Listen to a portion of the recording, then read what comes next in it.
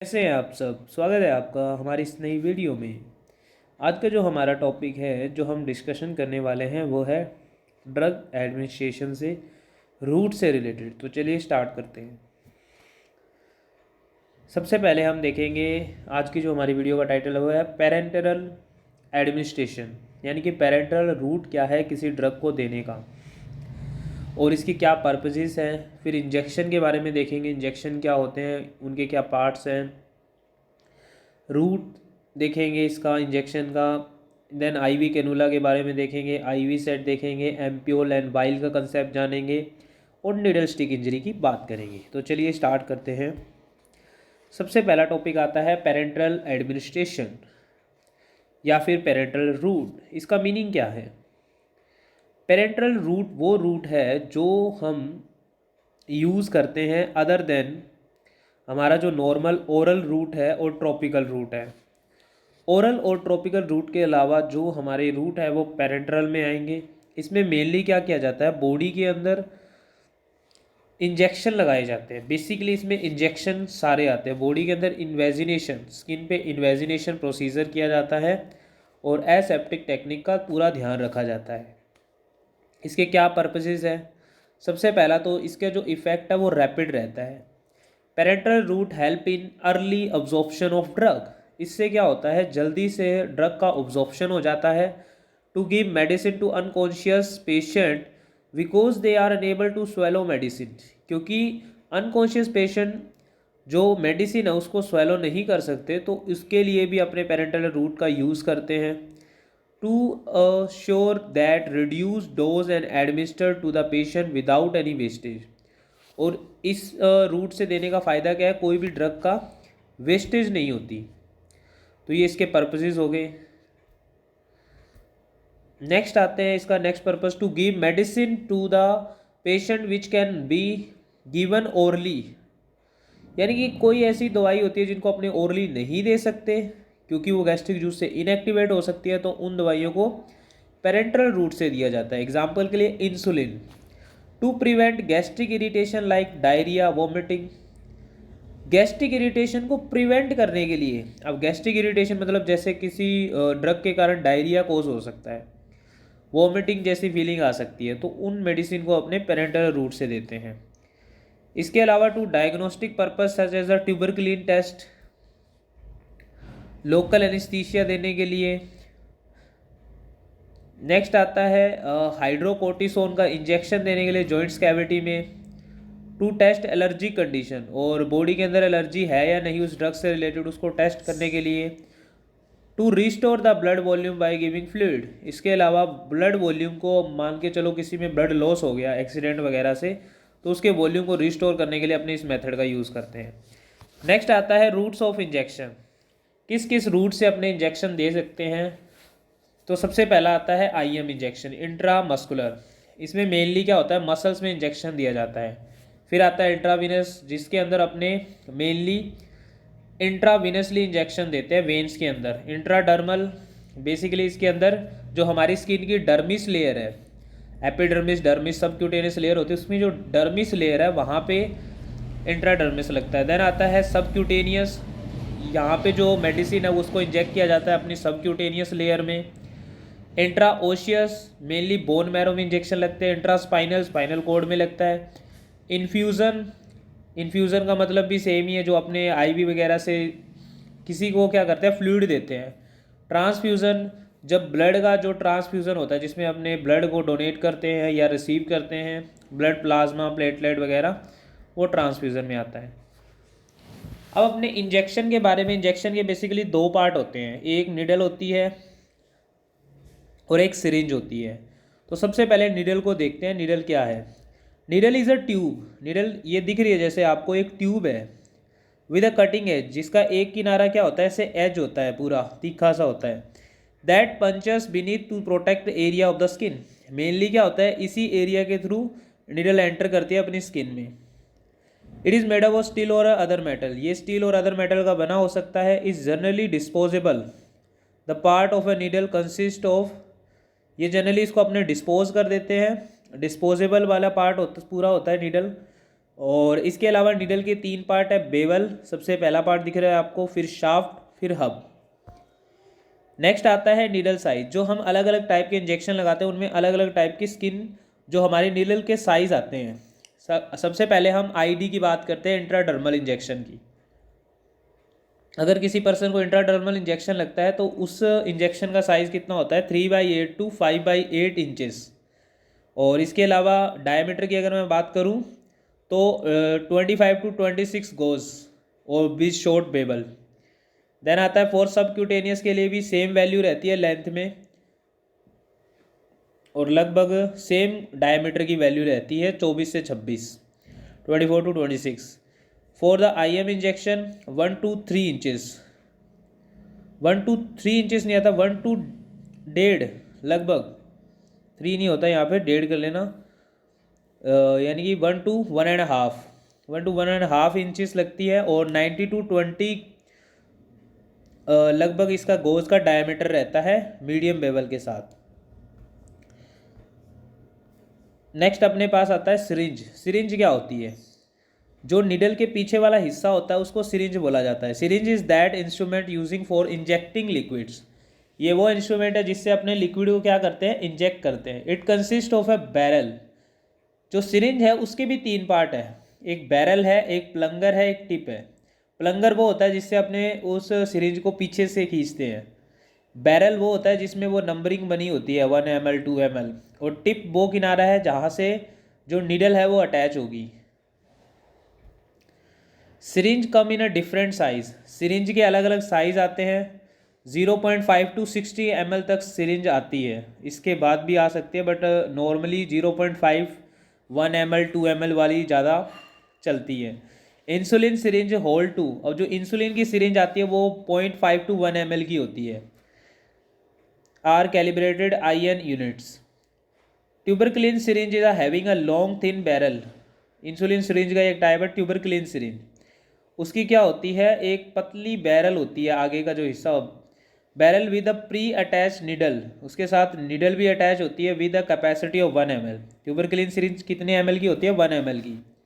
ये generally small doses को insert करने के लिए हेल्पफुल होती है। यहाँ पे आपको डायग्राम दिख रहा है, यहाँ पे ट्यूबरक्लिन सिरिंज भी है 1 ml की, इसके अलावा अदर सिरिंजेस भी दिख रही है। 50 ml तक यहाँ पे मैक्सिमम दिख रहा है आपको बैरल। यहाँ पे ये नीडल है, नीडल का 3 पार्ट आगे। देन उसके बाद ये सिरिंज है, सिरिंज में प्लंगर होता है जिससे पीछे खींचते हैं, फिर बैरल आता है, फिर आगे टिप आता है। देन आता है IV कैनुला। IV कैनुला क्या होती है, IV कैनुला सेम एक ट्यूब है जो हमारी बॉडी के अंदर फ्लूइड को एडमिनिस्ट्रेट करने के लिए और रिमूव करने के लिए यूज़ करते हैं अपने। IV cannula comes with the trocar. IV cannula के साथ आगे क्या लगा होता है, ट्रॉकर लगा होता है जो हमारी स्किन में क्या करता है, पंचर करता है। अब IV कैनुला कब लगती है, किन किन कंडीशन में अपने IV कैनुला को लगाते हैं, जब किसी पेशेंट को लॉन्ग टर्म IV थेरेपी देनी होती है, उसको फ्लूइड चढ़ाना होता है, इंजेक्शन देने होते हैं बहुत सारे। इसके अलावा सर्जरी से पहले IV कैनुला लगता है। ब्लड या ब्लड प्रोडक्ट से रिलेटेड ट्रांसफ्यूज़न करना होता है तो IV लगता है। ब्लड किसी का कलेक्ट करना हो या किसी को ब्लड डोनेट करना हो। अब अपने देखते हैं पार्ट्स ऑफ कैनुला। कैनुला के कौन कौन से पार्ट हैं, तो यहाँ पे सबसे पहले नीडल देखो आप, फिर उसके बाद कैथेटर आता है, फिर इसके बाद ये जो प्लास्टिक का कवर सारा आ जाता है जिसके अलग अलग पार्ट्स लिखे हुए हैं। इंजेक्शन पोर्ट कैप, यहाँ से क्या होता है, इंजेक्शन लगता है। इसके अलावा इसके विंग्स होते हैं, ये 2 साइड में दिख रहे हैं पंख जैसी स्ट्रक्चर, कैथीटर हब और विंग्स इनको बोला जाता है। फिर इसके अलावा यहाँ पे नीडल ग्रिप होती है, नीडल को ग्रिप करने के लिए अच्छे से पकड़ में आ जाए। और फ्लैशबैक चैम्बर होता है।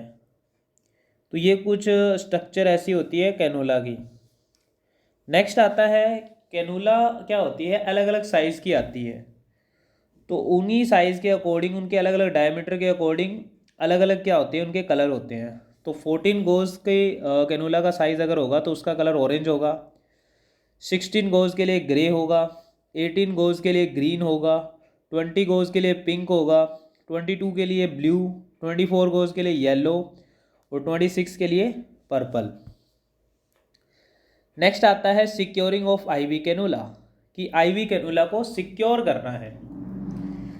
Dressing to peripheral intravenous sites are the first line of defence against the infection and must be kept secure. मतलब अपने को ऐसे आईवी कैनुला को लगाना है ताकि वहाँ पे कोई इन्फेक्शन के चांसेस ना रहे। The type of the secure dressing for the peripheral intravenous cannula depends upon the child age. अब किस तरह की हम सिक्योरिंग करेंगे वो किस पे डिपेंड करता है कि एज क्या है किसी पर्सन की, कंडीशन क्या है स्किन की, और कौन सी जगह पे आईवी लगाई है। ये बच्चा है तो वो कितनी एक्टिविटी कर रहा है। Consider placing a small piece of cotton ball under the hub of the cannula to reduce the pressure. इसके अलावा जहाँ भी अपने कैनुला लगाते हैं उसके थोड़ा हब वाला जो एरिया होता है उसके नीचे कॉटन की बोर रख देते हैं ताकि प्रेशर ना बढ़े स्किन पे। इसके अलावा cover the cannula side with the sterile transparent और सेमी परमेबल ड्रेसिंग, और अपने पूरे के पूरे उसको या तो किसी टेप से या फिर पूरे के पूरे जो कैनुला लगे होते हैं उसको अच्छे से कवर कर देते हैं। ट्रांसपेरेंट होना चाहिए या फिर सेमी परमेबल यानी कि दिखना चाहिए। If desired place sterile tape over the hub and wings of the device before placing the transparent dressing. अगर ज़रूरी हो तो स्टीराइल टेप लगा देनी चाहिए।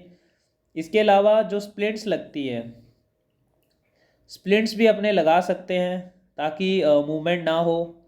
Change the dressing only if it is become insure or if there is a blood or fluid leakage. Dressing को तभी change करना चाहिए अगर किसी तरह की लीकेज वगैरह हो गई है तभी, या फिर ब्लड दिख रहा है आपको। नेक्स्ट आता है चेंजिंग ऑफ कैनुला। कैनुला को चेंज करते टाइम क्या बातें ध्यान रखनी है कि कब करना है कैनुला को change. Recannulation should be avoided. जहाँ तक हो सके हमें वापस से कैनुला नहीं लगाना चाहिए, as this will cause the child and family further distress. क्योंकि इससे क्या होगा, जिसको ये लग रही है उसको और उसकी फैमिली को प्रॉब्लम आएगी। There is a no limit to the length. कोई इसकी वैसे लिमिट नहीं होती कैनुला की कि उसकी जगह पे लगा रहे। सेवरल डे में भी possible cannula only need to be replaced. Several day तक लगा रह सकता है, उसको रिप्लेस तभी करना है जब कोई मान के चलो एक्सीडेंट डिसलॉजमेंट हो जाए, मतलब वो अपनी जगह से हिल जाए, उसमें कोई रुकावट आ जाए, ओक्लूजन हो जाए, फ्लेबाइटिस हो जाए, मान लो वेन का इन्फेक्शन हो गया वहाँ पे, या ब्लॉक हो गया वो कैनुला, किसी भी तरह का इन्फेक्शन हो गया तो उस टाइम पे अपने को चेंज करना पड़ेगा। देन आता है removal of IV cannula. The possible reason for removal of IV cannula, क्या क्या हो सकते हैं किसके कारण अपने आईवी को हटाते हैं। सबसे पहला इनफिल्ट्रेशन, फिर है एक्स्ट्रावेसेशन, नो लॉन्गर भी रिक्वायर्ड, अब ज़रूरत ही नहीं है, नो लॉन्गर भी फंक्शनिंग, अब मान लो अच्छे से काम ही नहीं कर रहा कैनुला, या फिर ज़्यादा ही डिस्कम्फर्ट हो रहा है, या फिर वेन में इन्फ्लामेशन आ गया, इन्फेक्शन हो गया है। तो हटाने से पहले क्या करना चाहिए, अपने परफॉर्म हैंड हाइजीन और हमेशा नॉन स्टेराइल ग्लव्स पहन लेने चाहिए। केयरफुली ड्रेसिंग को हटाना चाहिए, कैनुला को अपनी जगह पे पड़े रहने देना चाहिए, अच्छे से उसको होल्ड करना चाहिए। उसके बाद एक sterile cotton wool over the exit side, एक थोड़ा सा कपड़ा लेना चाहिए या कॉटन की वूल ले ली चाहिए, और वहाँ पे प्रेशर नहीं लगाना ज़्यादा। स्लोली विड्रॉ द कैनुला, धीरे धीरे कैनुला को बाहर निकालना है। मेंटेन अ न्यूट्रल जेल, और न्यूट्रल जेल जो होता है उसको साथ में रखना है। Cover the site with the cotton wool and tape और बैंडेज। उसके बाद जैसे वो निकाल देना है उसको कवर कर लेना है कॉटन से। Advise the patient family that the cotton wool and tap band should remain, लगभग उसी जगह पे 24 आवर्स मेंटेन रखे वो। उसके बाद डॉक्यूमेंटेशन कर लेनी है, डेट एंड रीज़न लिख देना क्यों रिमूव किया गया है। फिर आता है अगर अपने को इन्फेक्शन होने से रोकना है, वहाँ पे इन्फेक्शन ना हो तो क्या क्या चीज़ें अपने ध्यान रखेंगे। गुड हैंड हाइजीन, सबसे पहला तो हैंड हाइजीन को अच्छे से मेंटेन करना है। Combine with the proper aseptic technique का यूज़ करना है। Before to assessing PIV cannula, clean with an approved antiseptic wipe, वो सेम ही है, एसेप्टिक टेक्निक का यूज़ करना है। Apply the capped VIP access device in site should have the site inspected. Where patient are receiving continue IV fluid or medication, site should be inspected early and documented on the fluid balance chart for the duration of the infusion. जब patient को continuously IV fluid दिया जा रहा है तो उसको बार बार उसकी side को चेक करते रहना चाहिए ताकि इन्फेक्शन ना आ जाए ना। नेक्स्ट आता है इसके अंदर मैनेजमेंट कैसे करना है कॉम्प्लिकेशंस का। मान लो कोई पेशेंट को कॉम्प्लिकेशन आ जाती है, जैसे कि बेसिकली 4 टाइप की कॉम्प्लिकेशन आती है आईवी कैनुला जब लगाते हैं। इन्फेक्शन के चांसेस होते हैं, फ्लेबाइटिस हो जाता है कई बार, इनफिल्ट्रेशन की प्रॉब्लम आती है, एक्स्ट्रा वेसेशन की। तो सबसे पहले इन्फेक्शन को देखते हैं। स्किन बेस्ड बैक्टीरिया में एंटर, जो स्किन पे हमारे बैक्टीरिया वो एंटर कर सकते हैं। Local cellulitis and systemic bacteria is possible if infection is present, remove the cannula. अगर वहाँ पे इन्फेक्शन हो गया तो तुरंत कैनुला को निकाल दो। नेक्स्ट आता है फ्लेबाइटिस। फ्लेबाइटिस क्या होती है, जो हमारी वेन्स है उसमें इन्फ्लेमेशन हो जाता है। One irritation due to the presence of an catheter, जब इरिटेशन होने लग जाता है उस चीज़ के कारण। और हमेशा जब भी फ्लेबाइटिस की कंडीशन हो तो अपने सीनियर को, डॉक्टर को इन्फॉर्म कर दो और उसको डॉक्यूमेंटेशन तुरंत कर लेनी चाहिए। नेक्स्ट आता है infiltration. It occur when fluid or medication leaks into surrounding tissue. इसमें क्या होता है इनफिल्ट्रेशन में, जब जो टिश्यू का फ्लूइड है वो क्या करने लग जाता है, लीक करने लग जाता है। ये ऐसा होता क्यों है? Immediately stop the infuse. इस टाइम पे करना क्या है, सबसे पहले तो इन्फ्यूज़न को रोक देना है और ट्यूब को डिस्कनेक्ट कर देना है जितना जल्दी हो सके। Remove the catheter without placing pure on the site, यानी कि कैथेटर को बिना प्रेशर दिए उस साइड से रिमूव कर देना है। एलिवेट द अफेक्टेड लिम्ब, और जो भी अफेक्ट हो चुका है हमारे हाथ पैर उसको एलिवेट करना है। Continue to access and document the appearance of the site. Continue to access, और उसको बार बार देखने रहना है और डॉक्यूमेंट करना है कि उस साइट पे कैसे दिख रहा है साइन एंड सिम्टम।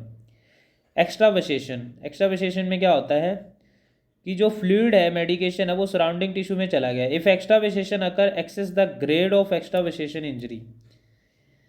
सबसे पहले कितना वो हुआ है उसको ग्रेड देना है।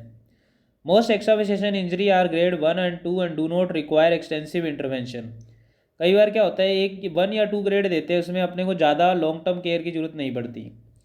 लेकिन 3-4 अगर उसके ग्रेड देते हैं तो उसको ज़्यादा वो स्किन की नेक्रोसिस हो जाती है, compartment syndrome and need to be future plastic surgery की भी जरूरत पड़ सकती है। The patient parents should be informed of the extravasation injury and incident before should be completed both for grade 3 and 4, और जल्दी से उसका ट्रीटमेंट कर लेना चाहिए, ज़्यादा सीरियस प्रॉब्लम होने से बचानी चाहिए। इन्फ्यूज़न सेट या फिर आईवी सेट, ये क्या होता है? 3 types of the IV set are use to administer IV medication. जो भी अपने आईवी मेडिकेशन देते हैं उसके लिए अपने पास 3 तरह के आईवी सेट आते हैं। सबसे पहला आता है वॉल्यूम कंट्रोल एडमिनिस्ट्रेशन सेट, दूसरा है पिगी पैक या टेंडम सेट, तीसरा है mini infusion set. Volume control infusion sets are several benefits over others infusion sets, like it reduce the risk of rapid infusion।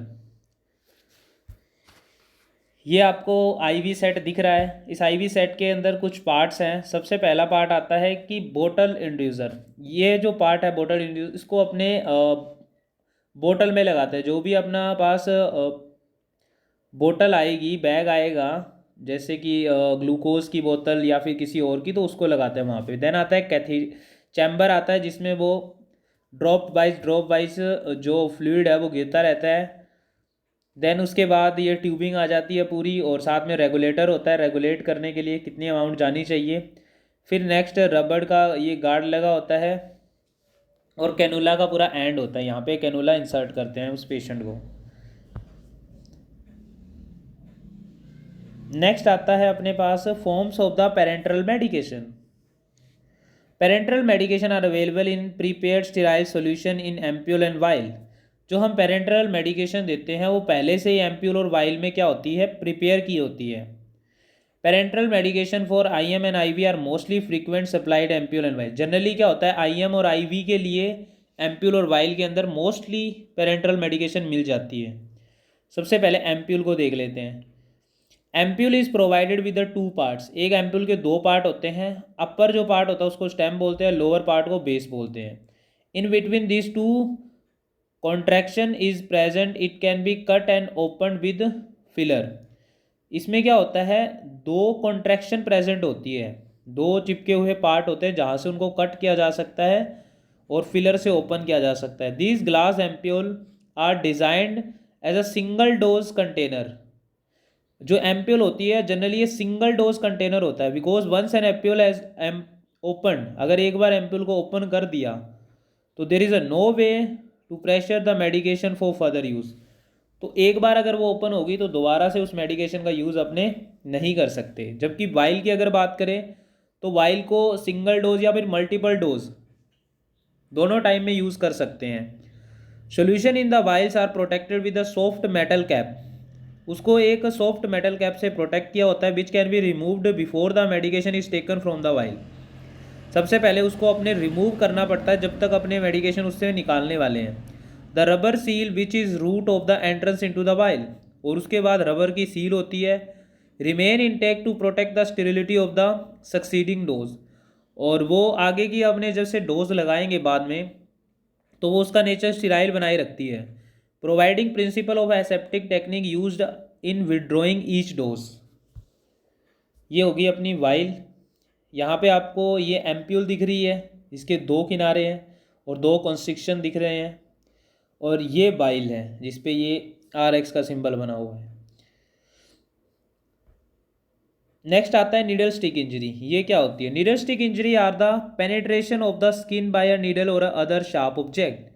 मान के चलो आप इंजेक्शन लगा रहे थे और इंजेक्शन लगाने के बाद आप के हाथ में क्या हुआ, जो वो नीडल थी वो लग गई, उसी को अपने बोलते हैं needle stick injury. Which was in contact with blood tissue और अदर बॉडी पार्ट, यानी कि वो अदर पार्ट में कॉन्टैक्ट में आ गई। दे आर कोज्ड, ये कब हो सकती है नीडल स्टिक इंजरी? जब हम ट्रांसफ्यूज़न करते हैं ब्लड का, IM IV इंजेक्शन लगा रहे होते किसी को। इसके अलावा जब जनरली अपने रीकैपिंग करते हैं जब नीडल को, तब हो सकती है, या फिर जब डिस्पोजेबल करते हैं, इन प्रॉपर डिस्पोजल करते हैं, और device into a overfilled or poorly located sharper container. The major blood borne disease, इसमें मेनली क्या प्रॉब्लम अपने को आ सकती है? एक तो हेपेटाइटिस B वायरस की, हेपेटाइटिस C वायरस की, और HIV की प्रॉब्लम हो सकती है। अगर मान लो आपको नीडल स्टिक इंजरी हो जाती है तो उसके लिए क्या मैनेजमेंट करनी है अपने को? सबसे पहला काम क्या करना है, अगर आपको हो जाती है तो caused if contaminated needle stick injury caused encourage bleeding, wash with soap and running water. सबसे पहले तुरंत आपको वॉश करना है सोप एंड रनिंग वाटर के अंदर उसको, जिस जगह पे भी नीडल स्टिक इंजरी हो गई है। और इसके अलावा अपने फिजिशियन, डॉक्टर, सीनियर्स को उस बारे में तुरंत जितना जल्दी हो सके उतना जल्दी इन्फॉर्म कर देना है। अगर मान लो तुरंत इन्फॉर्म ना कर दो तो लगभग 2-3 दिनों से पहले पहले बता देना चाहिए, तो उतनी जल्दी आपको वो प्रोफाइलेक्सिस मिल जाएगा, उतनी जल्दी आप उससे मैनेज कर लोगे, बच सकते हो ऐसी प्रॉब्लम से। इसके अलावा अगर मान लो अपने को प्रिवेंट करना हो, नीडल स्टिक इंजरी ना हो, तो उसके लिए क्या क्या करना चाहिए अपने को? Use needle must not be broken before disposable and must not be recap. जो भी अपनों ने नीडल यूज़ कर लिया उसको कभी भी रीकैप नहीं करना और ना ही तोड़ना है डिस्पोजल से पहले। Sharp article should not be pass directly from hand to hand, और जो भी शार्प आर्टिकल्स होते हैं उनको ऐसे नहीं है मैंने तेरे को दे दिया तू जाके उधर गिरिया, ऐसे नहीं करना। Sharp container must be located in a safe position. जहाँ पे भी अपने ऐसी चीज़ों को घेरने वाले हैं वो एक ऐसी जगह होनी चाहिए जहाँ पे इजीली कोई ना मिल पाए किसी को, कि इजीली कोई भी, हर कोई कांटेक्ट में आ रहा है, ज़्यादा भीड़ भाड़ इलाके में ऐसे नहीं रखना कंटेनर को। In service training should be given to the all health care. इसके अलावा जो भी ट्रेनिंग्स होती है इससे रिलेटेड वो हेल्थ केयर सिस्टम में देनी चाहिए। Professional for the correct use and disposable for the sharp. किससे रिलेटेड? इस नीडल स्टिक इंजरी से रिलेटेड। यहाँ पे अपने टॉपिक्स ख़त्म होते हैं। नेक्स्ट वीडियो में मिलते हैं किसी और टॉपिक के साथ। Thank you.